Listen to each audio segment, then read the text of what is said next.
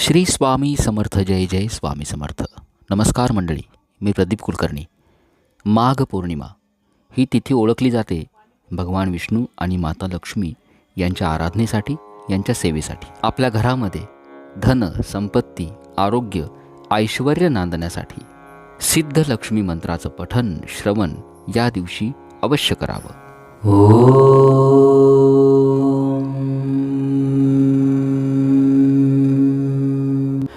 ओम श्रीं ह्रीं क्लीं श्री सिद्धलक्ष्मीये नमः.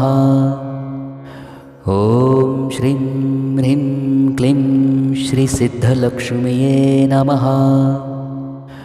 ओम श्रीं ह्रीं क्लीं श्री सिद्धलक्ष्मीये नमः. ओम श्रीं ह्रीं क्लीं श्री सिद्धलक्ष्मीये नमः. ओम श्रीं ह्रीं क्लीं श्री सिद्धलक्ष्मीये नमः. ओम श्रीं ह्रीं क्लीं श्री सिद्धलक्ष्मीये नमः. ओम श्रीं ह्रीं क्लीं श्री सिद्धलक्ष्मीये नमः.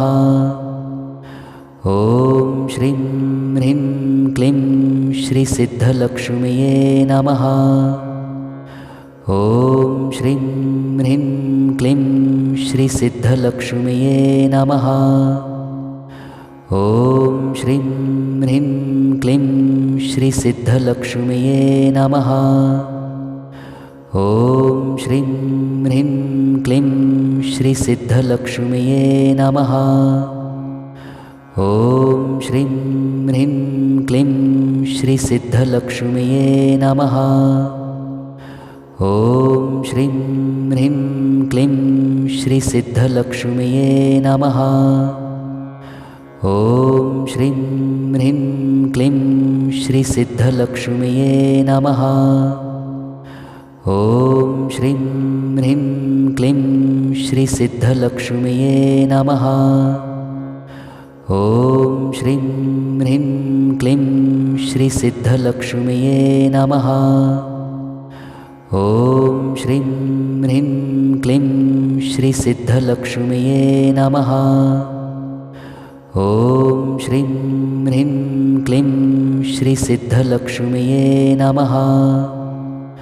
ओम श्रीं ह्रीं क्लीं श्री सिद्धलक्ष्मीये नमः. ओम श्रीं ह्रीं क्लीं श्री सिद्धलक्ष्मीये नमः. ओम श्रीं ह्रीं क्लीं श्री सिद्धलक्ष्मीये नमः. ओम श्रीं ह्रीं क्लीं श्री सिद्धलक्ष्मीये नमः. ओम श्रीं ह्रीं क्लीं श्री सिद्धलक्ष्मीये नमः.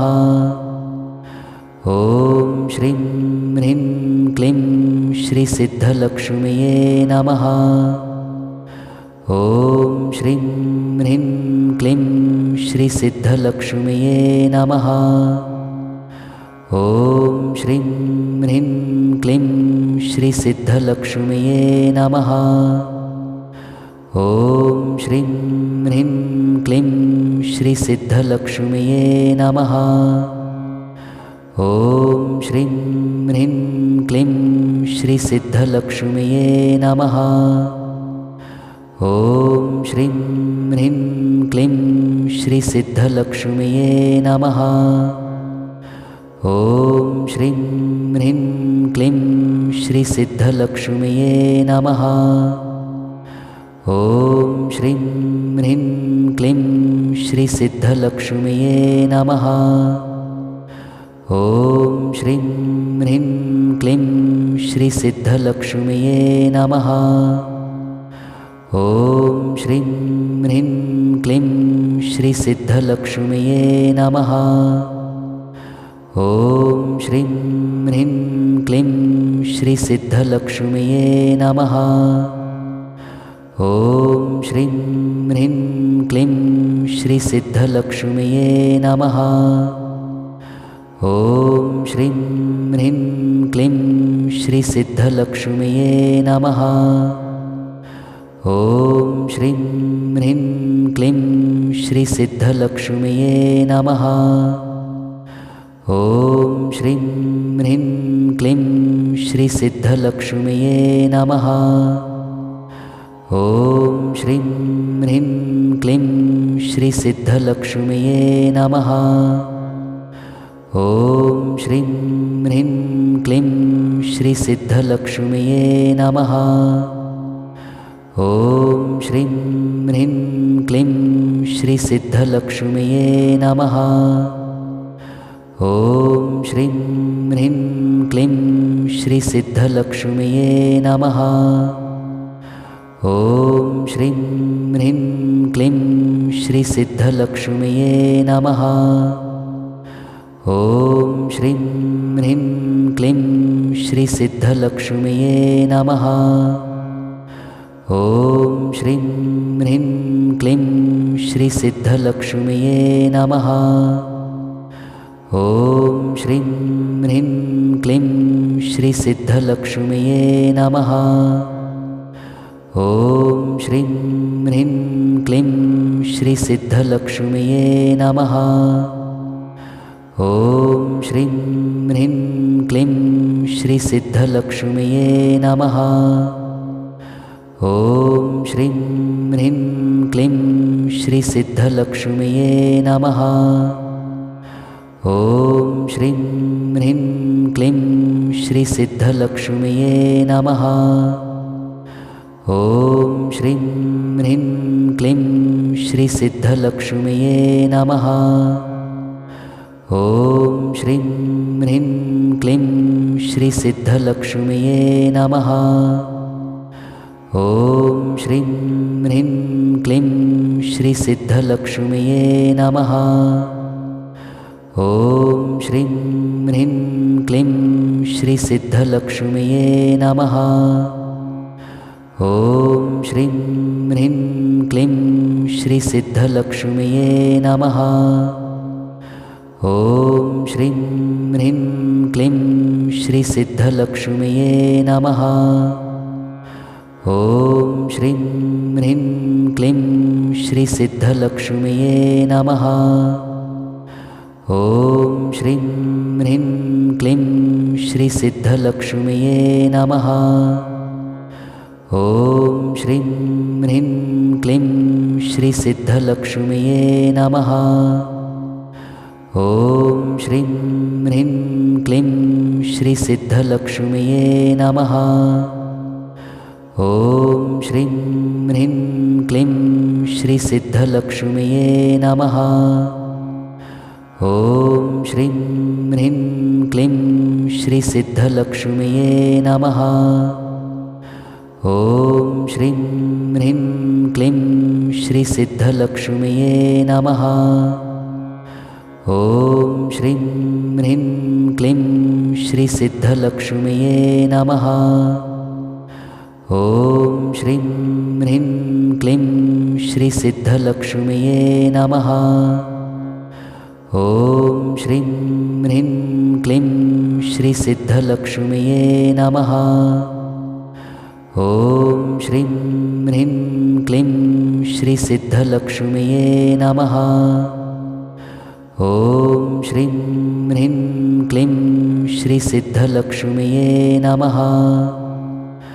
ॐ श्रीं ह्रीं क्लीं श्रीसिद्धलक्ष्म्यै नमः।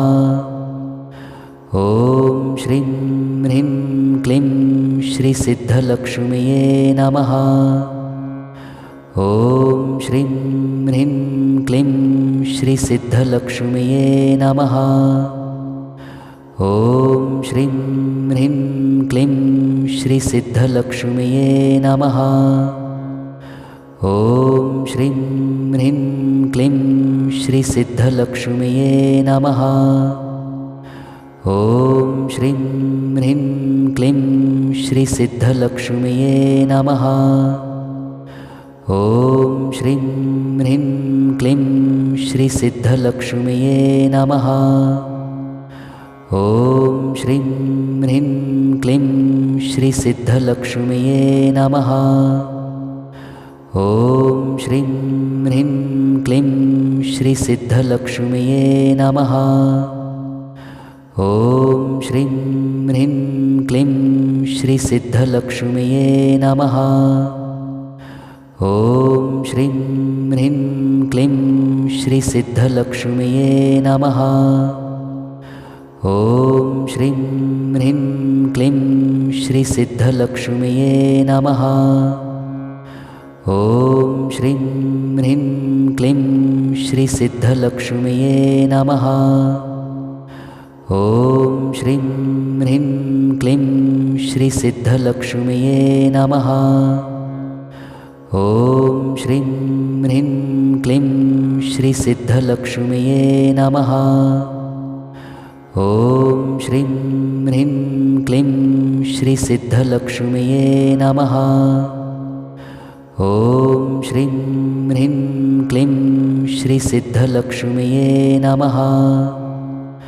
ॐ श्रीं ह्रीं क्लीं श्रीसिद्धलक्ष्म्यै नमः। ॐ श्रीं ह्रीं क्लीं श्रीसिद्धलक्ष्म्यै नमः। ॐ श्रीं ह्रीं क्लीं श्रीसिद्धलक्ष्म्यै नमः। ॐ श्रीं ह्रीं क्लीं श्रीसिद्धलक्ष्म्यै नमः। ॐ श्रीं ह्रीं क्लीं श्रीसिद्धलक्ष्म्यै नमः। ॐ श्रीं ह्रीं क्लीं श्रीसिद्धलक्ष्म्यै नमः। ॐ श्रीं ह्रीं क्लीं श्रीसिद्धलक्ष्म्यै नमः। ॐ श्रीं ह्रीं क्लीं श्रीसिद्धलक्ष्म्यै नमः। ॐ श्रीं ह्रीं क्लीं श्रीसिद्धलक्ष्म्यै नमः।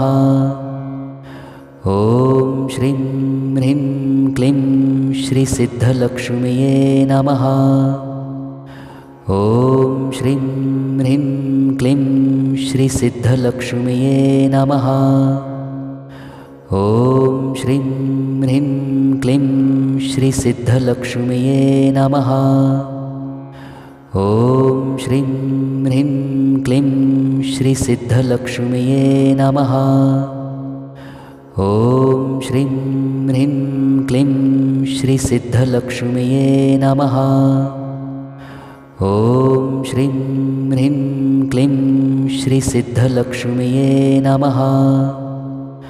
ॐ श्रीं ह्रीं क्लीं श्रीसिद्धलक्ष्म्यै नमः। ॐ श्रीं ह्रीं क्लीं श्रीसिद्धलक्ष्म्यै नमः। ॐ श्रीं ह्रीं क्लीं श्रीसिद्धलक्ष्म्यै नमः। ॐ श्रीं ह्रीं क्लीं श्रीसिद्धलक्ष्म्यै नमः। ॐ श्रीं ह्रीं क्लीं श्रीसिद्धलक्ष्म्यै नमः। ॐ श्रीं ह्रीं क्लीं श्रीसिद्धलक्ष्म्यै नमः। ॐ श्रीं ह्रीं क्लीं श्रीसिद्धलक्ष्म्यै नमः। ॐ श्रीं ह्रीं क्लीं श्रीसिद्धलक्ष्म्यै नमः। ॐ श्रीं ह्रीं क्लीं श्रीसिद्धलक्ष्म्यै नमः। ॐ श्रीं ह्रीं क्लीं श्रीसिद्धलक्ष्म्यै नमः। ॐ श्रीं ह्रीं क्लीं श्रीसिद्धलक्ष्म्यै नमः। ॐ श्रीं ह्रीं क्लीं श्रीसिद्धलक्ष्म्यै नमः। ॐ श्रीं ह्रीं क्लीं श्रीसिद्धलक्ष्म्यै नमः। ॐ श्रीं ह्रीं क्लीं श्रीसिद्धलक्ष्म्यै नमः। ॐ श्रीं ह्रीं क्लीं श्रीसिद्धलक्ष्म्यै नमः। ॐ श्रीं ह्रीं क्लीं श्रीसिद्धलक्ष्म्यै नमः। ॐ श्रीं ह्रीं क्लीं श्रीसिद्धलक्ष्म्यै नमः। ॐ श्रीं ह्रीं क्लीं श्रीसिद्धलक्ष्म्यै नमः। ॐ श्रीं ह्रीं क्लीं श्रीसिद्धलक्ष्म्यै नमः। ॐ श्रीं ह्रीं क्लीं श्रीसिद्धलक्ष्म्यै नमः। ॐ श्रीं ह्रीं क्लीं श्रीसिद्धलक्ष्म्यै नमः। ॐ श्रीं ह्रीं क्लीं श्रीसिद्धलक्ष्म्यै